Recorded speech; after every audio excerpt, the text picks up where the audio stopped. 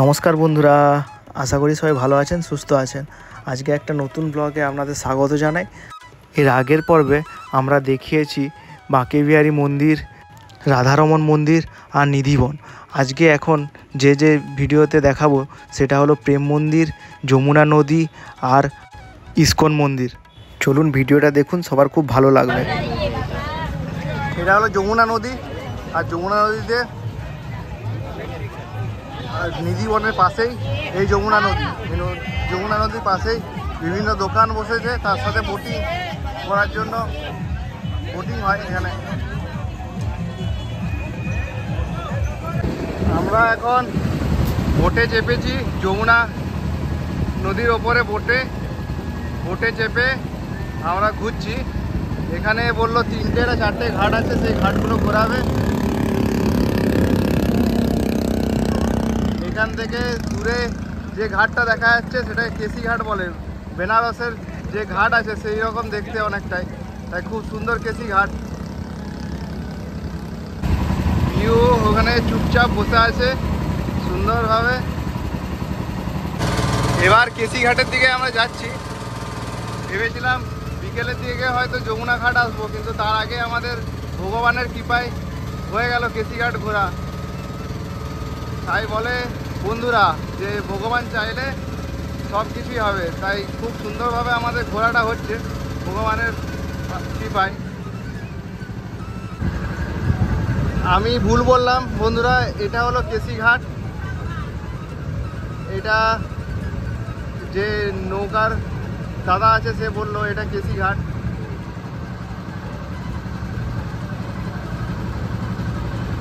এটা হলো আরতি ঘাট। আরতি এটা সন্ধ্যে 7:30টার সময় এখানে আরতি হয় যমুনা নদীর তীরে। দেখি বিকালেও যদি আমরা চেষ্টা করব এখানে আসার জন্য যমুনা ঘাটে। বেশ সুন্দর দেখতে লাগছে। এখানে প্রচুর নৌকা আছে।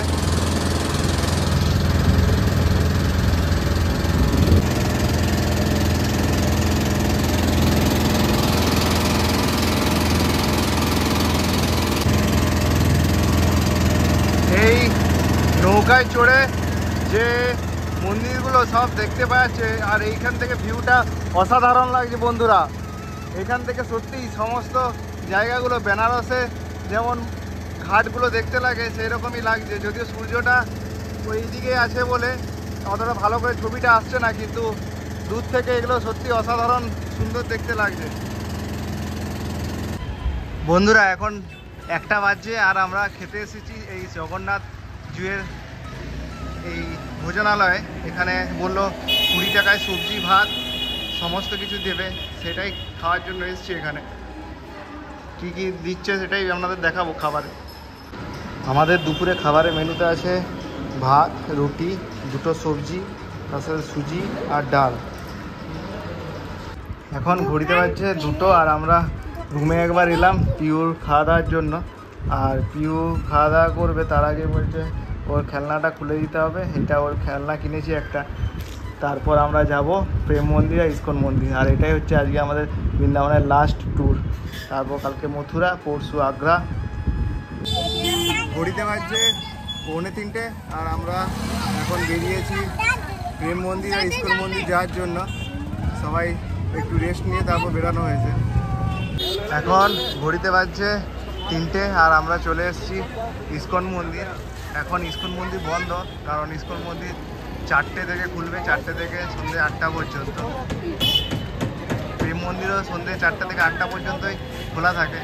এটা সকাল 8টার থেকে দুপুর 12টা পর্যন্ত খোলা থাকে, বন্ধ হয়ে যায় তারপর। বৃন্দাবনে ইস্কন আর প্রেম মন্দির দুপুর 12টা থেকে 4টা পর্যন্ত বন্ধ থাকে, 4টার পর আবার খোলে। তাই আমরা তো আগেই চলে এসেছি 3টের সময়। তাই এখানে সামনেই ইস্কন মন্দিরের সামনে যে বাজার আছে সেখানে জামা কাপড়ের দোকানে দীপ জামা কাপড় দেখছে গোপী ড্রেসের জন্য।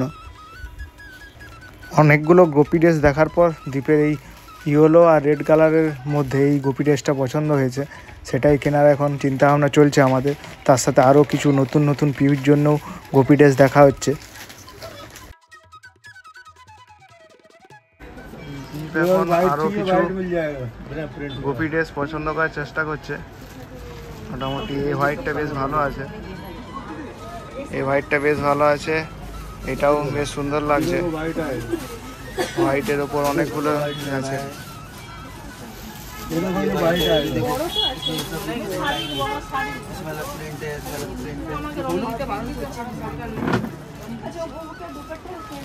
এগুলো আছে হলুদ কালারে আছে, পিউর জন্য এটা একটা ব্ল্যাক কালারের। পিউ আবার করবে বলেছে নিজের থেকে, তো তার জন্য ওকে পড়ানো হচ্ছে আবার।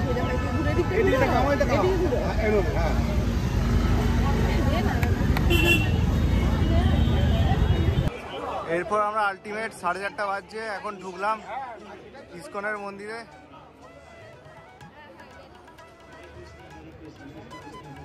এখানে প্রভুপাদের ছবি আছে। ইসকন মন্দিরে ঢোকার পর আমাদের অভিজ্ঞতা থেকে একটা এক্সপিরিয়েন্স শেয়ার করছি। বিকেল 4টে থেকে 8টা পর্যন্ত যেহেতু প্রেম মন্দির আর ইসকন মন্দির দুটোই খোলা থাকে, তাই অবশ্যই আমার মতে বিকেল 4টের সময় প্রেম মন্দির চলে যাওয়াই ভালো। 4টা থেকে মোটামুটি 7টা পর্যন্ত প্রেম মন্দিরে কাটিয়ে তারপর 1 ঘন্টার জন্য শুধুমাত্র ইসকন মন্দির রাখলেই এনাফ। কারণ ইসকন মন্দিরে খুব একটা বেশি বড় নয় আর কিছু দেখার সেরকম নেই, কিন্তু প্রেম মন্দিরে বিকেল থেকে সন্ধে পর্যন্ত অনেক কিছুই হয়। যেমন জলের একটা শো হয়, ওয়াটার শো, তার সাথে 3D লাইট শো হয়, প্রজেক্টারে একটা ছবি ফেলে সেটাকে দেখানো হয়। সেগুলো এরপরে আমরা ভিডিওতে দেখাচ্ছি প্রেম মন্দির যখন গেছি। আমরা যেভাবে বৃন্দাবন দেখার প্ল্যানিং করেছিলাম সেটা আপনাদের সাথে একটু শেয়ার করি। প্রথম দিন আমরা বারসানার জন্য গাড়ি বুক করে নিয়েছিলাম, একটা ইকো গাড়ি, মারুতি সুজুকির ভ্যানের মতো। সেটা আমাদের 2500 টাকা নিয়েছিল। তাতে বারসানা, গোবর্ধন, নন্দগাঁও এই সবগুলো সমস্ত কিছু ঘুরেছিল, তার সাথে 4 ধামও। তারপরের দিন মানে আজকে আমরা ঘুরছি নিজেরাই টোটো করে, যেখানে টোটো যাওয়ার দরকার সেখানে টোটো করে নিচ্ছি। যেমন আজকে ঘুরছি বাঁকে বিহারী মন্দির, রাধারমন মন্দির, নিধিবন, তার সাথে প্রেম মন্দির বিকালের জন্য রেখেছি, আর ইসকন মন্দির বিকেলের জন্য আমরা রেখেছি। বিকেলের জন্য এই দুটো রাখা ভালো, কারণ ইসকন আর প্রেম মন্দির দুটোই কাছাকাছি। আর প্রেম মন্দিরে রাত্রেবেলা একটা ওয়াটার শো হয় রাতের বেলা, তার জন্য সেটা দেখা খুবই ভালো। নিধিবনটাকে সকালেই রাখতে হয়, কারণ নিধিবন সকালের পর বন্ধ হয়ে যায়, কারণ রাতের বেলা এখানে মনে করা হয় যে শ্রীকৃষ্ণের লীলা হয়, তার জন্য রাতের বেলা নিধিবন পুরোপুরি বন্ধ হয়।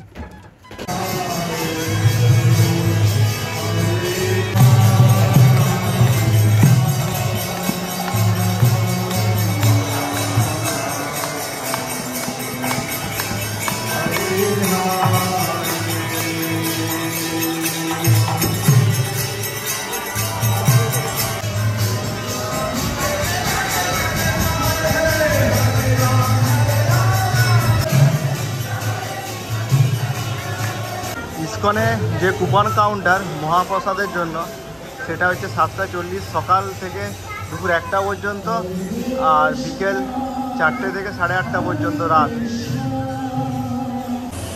ইসকন মন্দিরের গোশালা, যেটা ইসকন মন্দির থেকে প্রায় 1 কিলোমিটার দূরে, সেখানে সকালে 9টা থেকে 11টা পর্যন্ত, আর দুপুরে মানে 3টে থেকে 5টা পর্যন্ত ফ্রিতে ভোগ দেওয়া হয়। এখানে অন্নপ্রসাদ দিচ্ছে। ইসকনের গেট থেকে যখন বাইরে বেরোচ্ছিলাম তখন অন্নপ্রসাদ দিচ্ছে। ইসকন মন্দির থেকে এবার আমরা এসেছি প্রেম মন্দির। প্রেম মন্দির দূরে দেখা যাচ্ছে, অনেকটা হেঁটে যেতে হচ্ছে। আর ইসকন মন্দিরের খুব কাছেই হচ্ছে প্রেম মন্দির, হেঁটে খুব জোর 5 মিনিটের পথ, 1 কিলোমিটার রাস্তা। প্রেম মন্দিরের ভেতরে যদি বড় ব্যাগ থাকে, মানে ব্যাকপ্যাক যদি থাকে, তাহলে সেটা নিয়ে ঢুকতে দিচ্ছে না। সেটার জন্য আলাদা করে এখানে 20 টাকা করে দিয়ে তারপর ব্যাকপ্যাককে আলাদা জায়গায় রেখে আসতে হলো। তারপর আমরা ছোটোখাটো ব্যাগ হলে সেটা নিয়ে এন্ট্রি চলবে, নাহলে চলবে না। আর এরপর আমরা প্রেম মন্দিরের ভেতরে একটু সন্ধে করে এসেছি, কারণ এখন বেশ ভালো লাইটিংয়ের কাজ হয়, তার জন্যই এসেছি। আমরা চলে এসেছি প্রেম মন্দির। আর প্রেম মন্দির লাইটের আলোতে খুব সুন্দর দেখাচ্ছে। যদিও সকাল সকাল যদি একটু আমরা বিকালেই ঢুকে যেতাম ফার্স্টে, এটায় 4:30টায়, তাহলে আরও ভালো দেখা যেত। এখানে যে শ্রীকৃষ্ণের কালানাগ, যে সমস্ত শ্রীকৃষ্ণের সাথে যে লীলাগুলো আছে সেগুলো এক একটা ধরা হয়েছে, এখানে তুলে ধরা হয়েছে। খুব সুন্দর লাগছে। এখানে শ্রীকৃষ্ণ কালানাগের উপর আছে। একটু আগে এটার ব্লু কালার ছিল, এখন লাল কালার হয়ে গেছে। দেখতে তো অসাধারণ লাগছে।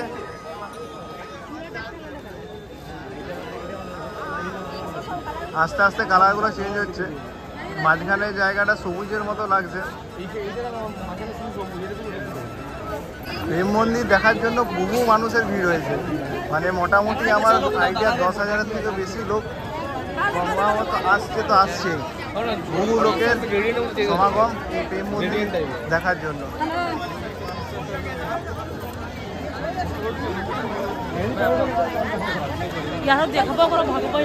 আবার কালার চেঞ্জ হয়ে গেল, কালার চেঞ্জ হয়ে এখন হয়ে গেল সবুজ।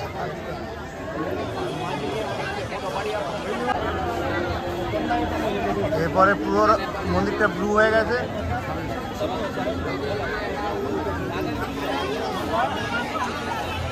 মন্দিরটার চারপাশে আমরা পরিক্রমা করছি। চারদিকটা খুব সুন্দর লাগছে দেখতে। বন্ধুরা কেমন লাগছে বলুন? আপনারা কাছের থেকে না দেখলে সত্যি এই সুন্দর ছবি উপভোগ করতেই পারবেন না, এত সুন্দর দেখতে লাগছে।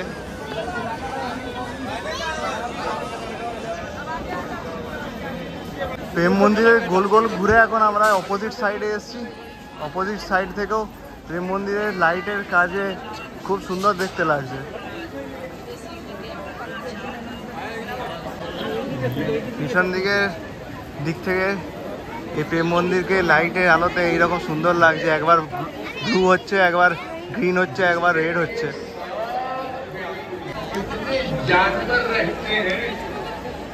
এরপর আমরা প্রেম মন্দিরে একদম সামনের দিকে চলে এসেছি। এখানেই আমরা উঠবো প্রেম মন্দিরের উপরে। এই হলো প্রেম মন্দিরের সামনের দিক থেকে একদম চলে এসেছি আমরা একদম এন্ট্রি গেটের উপরে মধ্যে। ইহুদা আজ সকাল 5:30টায় উঠেছে। উঠে আর নিজেকে অতক্ষণ ধরে জাগিয়ে রাখতে পারে? সারাদিন তো দুষ্টুমি করেছে, শুধু এদিক ওদিক ছোটাছুটি। তো এখন ওর ঘুম পেয়েছে আর ঘুমিয়ে গেছে পুরো। আর ঘড়িতে এখন বাজছে 6:30।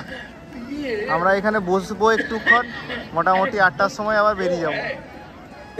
প্রেম মন্দিরের ঠিক সামনেই গোবর্ধন যে পাহাড় আছে তার একটা ছবি তুলে ধরা হয়েছে, যেখানে শ্রীকৃষ্ণ গোবর্ধন পাহাড়কে তুলে রেখেছে। আর নিচে সমস্ত তার নন্দগাঁওয়ের বাসিন্দারা সবাই তার নিচে আছে। এটা খুব সুন্দর দেখা যাচ্ছে। 4 ধামেও দেখেছিলাম এরকমই। আর লোকজনের ভিড় তো দেখতেই পাওয়া যাচ্ছে কত। সন্ধ্যেবেলা এখানে লোকজনের ভিড় মানে দেখার মতো। এখানে এতই ভিড় মানুষের। এরপর আমরা প্রেম মন্দিরের ভেতরে ঢুকছি। ভেতরে কি কি আছে সেটা আমাদের এই ভিডিওতে দেখাবো বন্ধুরা, তাই দেখতে থাকুন।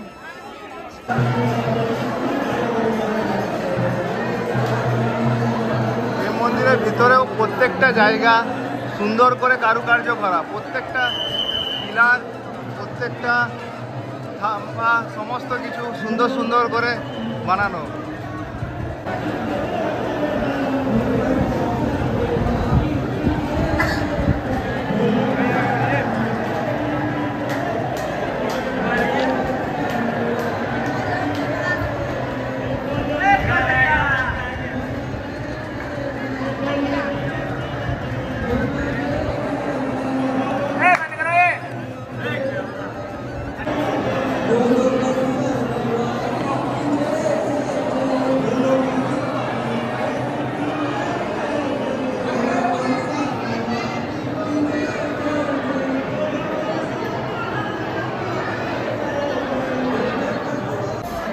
আমরা সিঁড়ি বেয়ে উপরের দিকে উঠছি।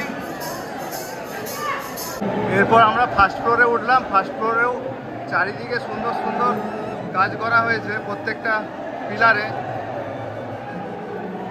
উপর থেকে নিচটা এইরকম সুন্দর দেখতে লাগছে। আর একটা বড় ঝাড়বাতি, সত্যি দেখলে অবাক লাগছে, এত সুন্দর করে তৈরি করা।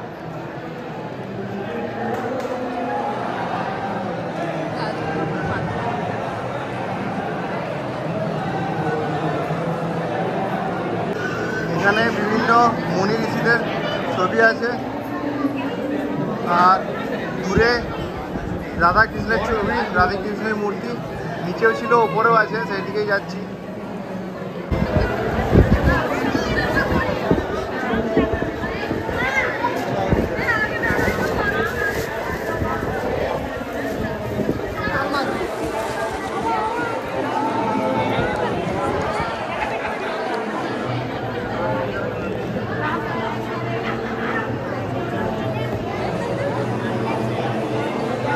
যদিও বৃন্দাবনের সব মন্দিরেই বলা আছে ফটো তোলা নিষেধ, তবুও সবাই ফটো তুলছে, তাই আমিও ফটো তুলতে পারছি আর আপনাদের বন্ধুরা সবাইকে দেখাতে পারছি।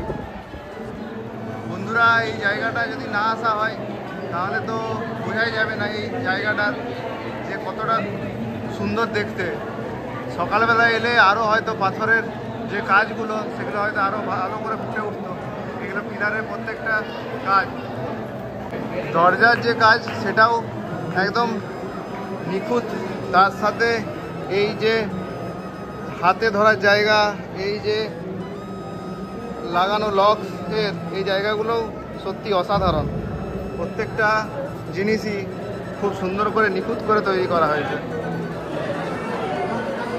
মন্দিরের গর্ভগৃহ থেকে ছবি ফটো তোলা হলো, এরপর আমরা চলে যাচ্ছি। এই হলো যে প্রেম মন্দিরের ভেতরে ভিডিও, যেটা আরেকবার দেখে নিচ্ছি শেষকালে।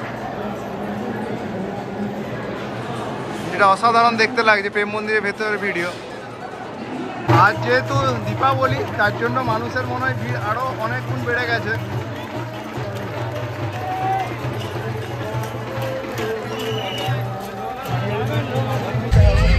দূরে সাউন্ডের সাথে সাথে যে ফোয়ারা আছে তার একটা গানের সাথে তাল মিলিয়ে একটা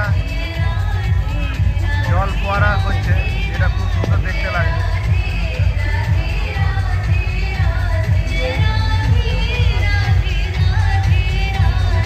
প্রেম মন্দিরের বাইরে যে দেওয়াল আছে তার গায়ে এরকম বিভিন্ন শ্রীকৃষ্ণের রাসলীলার ছবি দেওয়া আছে, যেটা দেখতে আরও অসাধারণ লাগছে। আর প্রত্যেকটাই কিন্তু পাথরে খোদাই করা এখানে।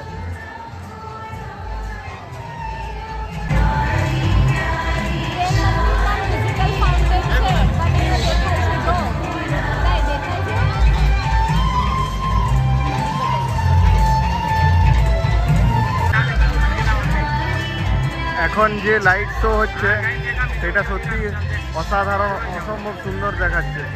তাই এই সন্ধ্যেবেলায় এই জন্য স্পেশাল এখানে আসতে হয়, যাতে এই জলের সাথে সাথে লাইট শো, সাউন্ড শোটা দেখতে পাওয়া যায়। বন্ধুরা, এটা সামনের থেকে না দেখলে কিছুতেই বোঝা যাবে না যে কতটা সুন্দর লাগছে এটা।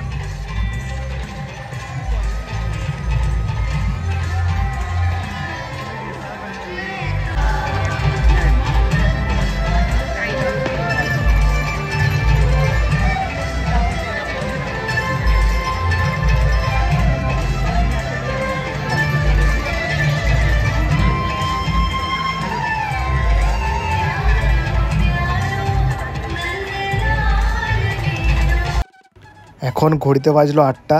এরপর আমরা আমাদের প্রেম মন্দির থেকে রুমের উদ্দেশ্যে রওনা দেব।